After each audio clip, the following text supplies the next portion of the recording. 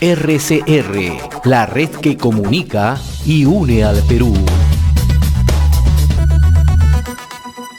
Sigue usted en sintonía a través de Enlace Regional RCR, Red de Comunicación Regional. Estamos transmitiendo directamente de nuestra central informativa, plataforma principal. Nos ubicamos en el distrito de San Borja, en Lima, ciudad capital de la República. Y hace 2 días tuvo lugar la videoconferencia Amazonía Petrolera, ¿no?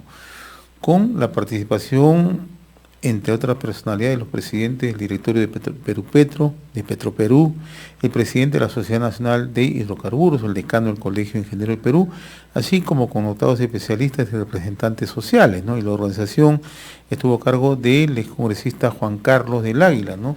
Que gentilmente accede a esta comunicación esta mañana con RCR, Red de Comunicación Regional. Señor Juan Carlos del Águila, tenga usted buenos días, gracias por atender esta comunicación con Enlace Regional RCR, Red de Comunicación Regional. ¿Cómo está, José? ¿Qué tal? Buenos días. A ver, ¿por qué es importante en estas circunstancias echarle una mirada a la Amazonía petrolera, ¿no? En plena crisis, ¿no? Y su futuro frente al petróleo, ¿no? Vemos cómo el sector hidrocarburos atraviesa también por un momento muy complicado, ¿no? No solamente la crisis COVID, sino también se suma la caída de precios en el mercado internacional, ¿no? Sí, cierto. Mire, yo creo que todos los peruanos debemos tomar conciencia que no solamente hemos sido afectados en la salud por la pandemia que sigue aún azotando al mundo, sino que la economía de los peruanos también está bastante venida menos y va a ser más crítica aún en los próximos meses. De tal manera que los ciudadanos tenemos que tomar iniciativas para ir viendo desde cada una de nuestras regiones, con las potencialidades que tenemos, ver de qué manera vamos poniendo el hombro para reactivar la economía nacional, sobre todo potencializando sectores que tienen, digamos, un recurso importante en el caso de la Amazonía, como son los recursos hidrocarburíferos, en donde cientos de millones de dólares, y más que cientos, miles de millones de dólares, se le ha dado al Estado peruano, al Ministerio de Economía, a través de las regalías, y eso se ha traducido también, además de los impuestos, en canon petrolero, especialmente para regiones como Loreto, como Cayali y otras más, dentro de la Amazonía. Entonces, hoy, producto de esta pandemia, esta actividad está paralizada, y no solamente está paralizada por la pandemia en sí, sino porque los precios internacionales del crudo, poquito antes de que se inicie esta cuarentena, se había caído estrepitosamente. Felizmente, alguna recuperación ha tenido, de tal manera que avisoramos que hay un futuro promisorio para la actividad de hidrocarburos dentro de este territorio, y hay que ser conscientes que gracias a los métodos modernos y la tecnología que hoy tienen las grandes compañías, la mitigación en el ambiente es real.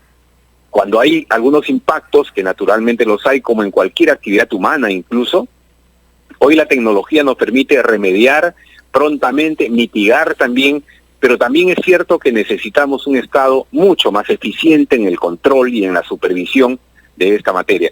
De tal manera que estos han sido parte de los temas que hemos conversado con estas personalidades que han sido convocadas efectivamente para el foro del lunes pasado y que ha permitido arribar a coincidencias no solamente desde el sector privado, sino también desde el sector indígena, por ejemplo, o de las autoridades locales, de que tenemos que ponernos de acuerdo qué hacer frente a estos nuevos escenarios y de qué manera tenemos que recomenzar nuevamente para poder, en todo caso, aspirar a que la economía de las regiones del país y del país en general vuelva a tener la actividad que antes ha tenido.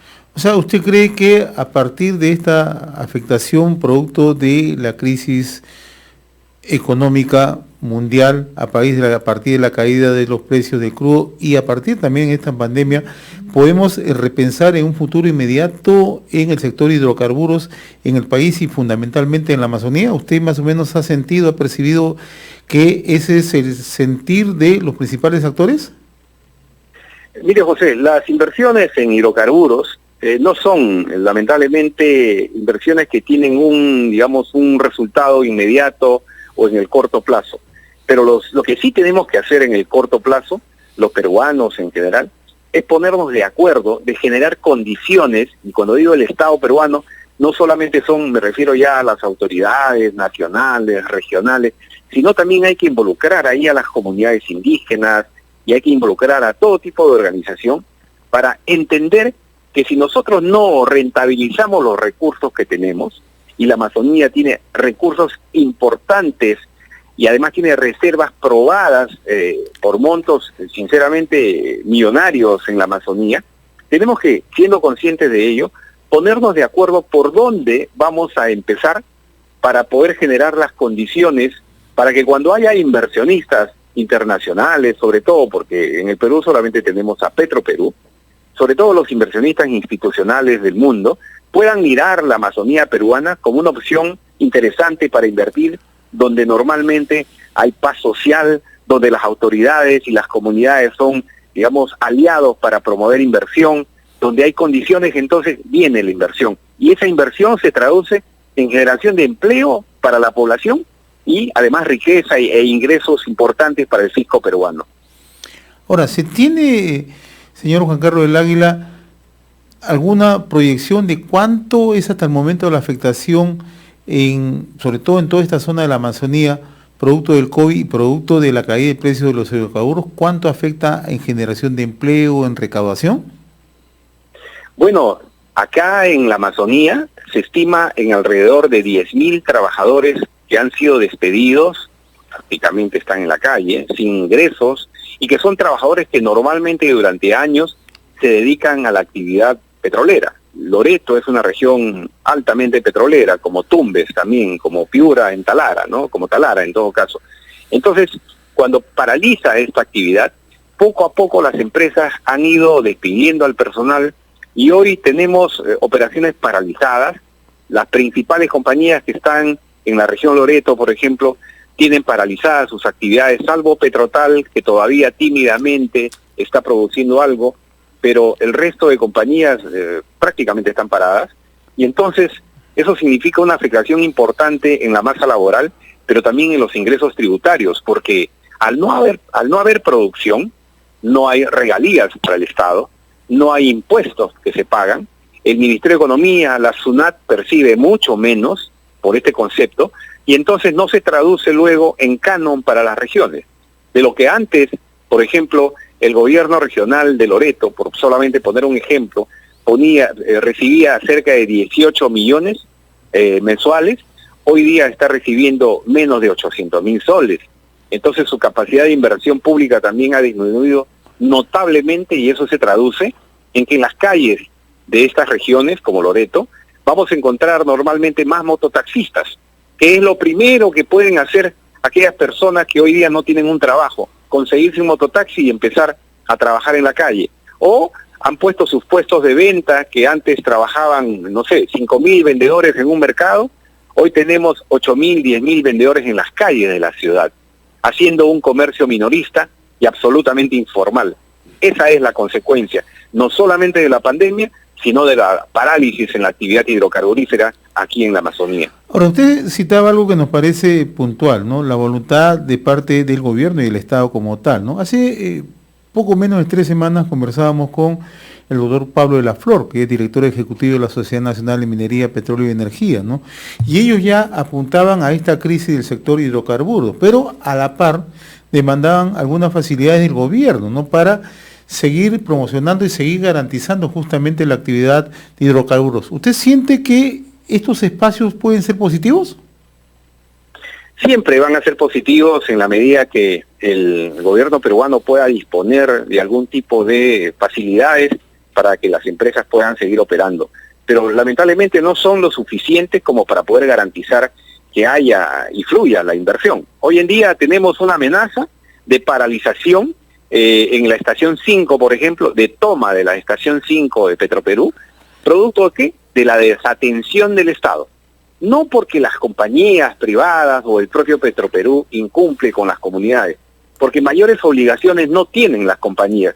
Las compañías tienen obligaciones con el Estado, tienen que pagar sus impuestos, tienen que pagar su regalía por la producción, pero dotación de una escuela, dotación de un centro de salud, eso es responsabilidad del Estado peruano, y lamentablemente los sucesivos gobiernos, y especialmente el que estamos, ha ignorado completamente a la masa indígena en la Amazonía. La gran mayoría de pueblos no tiene la atención que debe recibir por parte del Estado. Esto es un tema muy necesario, ¿no? Porque en reiteradas oportunidades hemos conversado con el viceministro de Gobernanza Territorial y también con el propio presidente del Consejo de Ministros, y ellos antes de la crisis de la pandemia hablaban que el gobierno estaba asumiendo un compromiso, lo que denominaron el cierre de brechas, ¿no?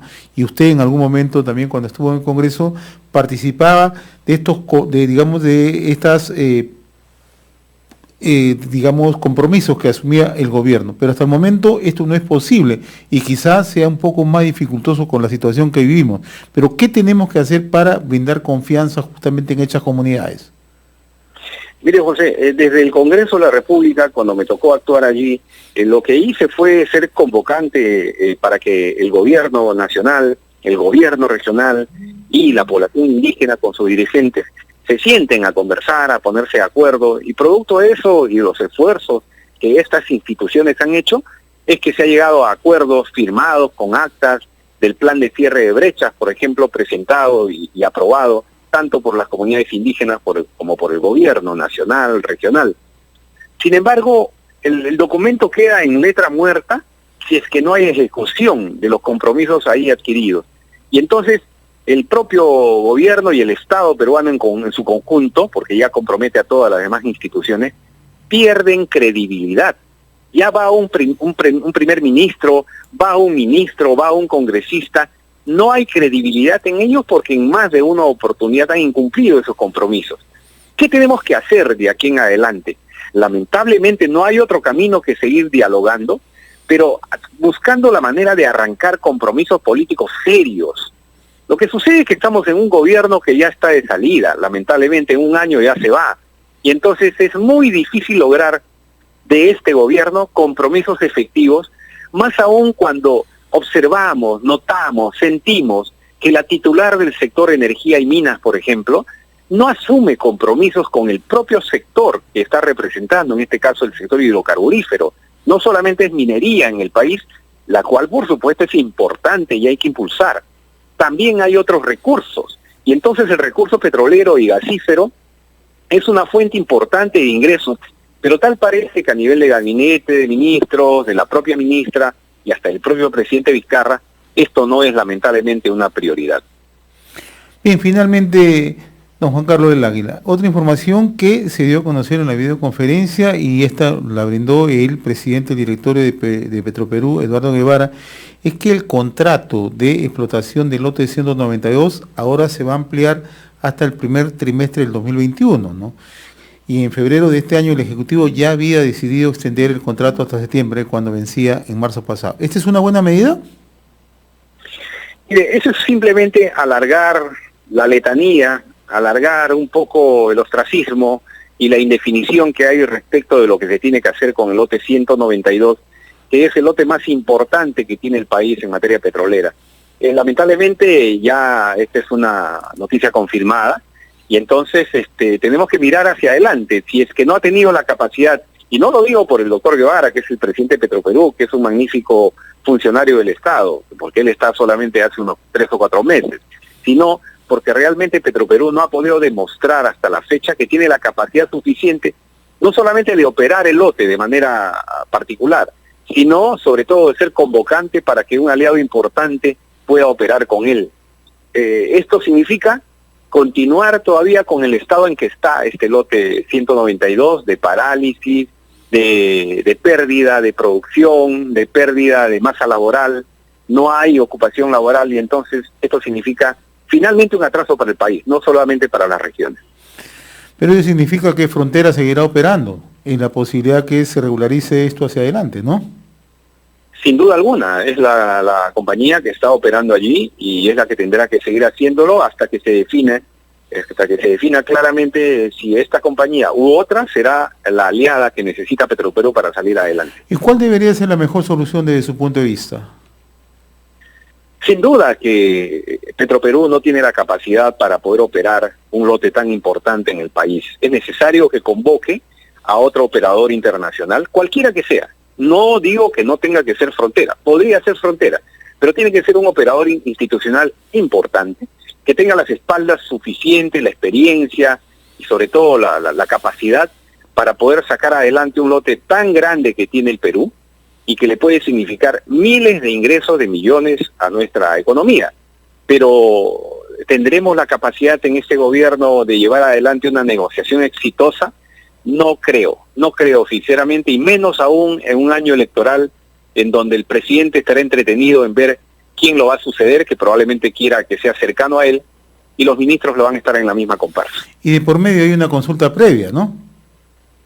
Sí, claro, por supuesto, y tiene que darse la consulta previa, porque es lo que está determinado en las normas, tiene que hacerse, por supuesto. Son pasos hasta burocráticos, diría yo, porque finalmente quien quiera que sea, tiene que cumplir con sus obligaciones con la masa indígena, especialmente ubicada en las zonas del circuito petrolero.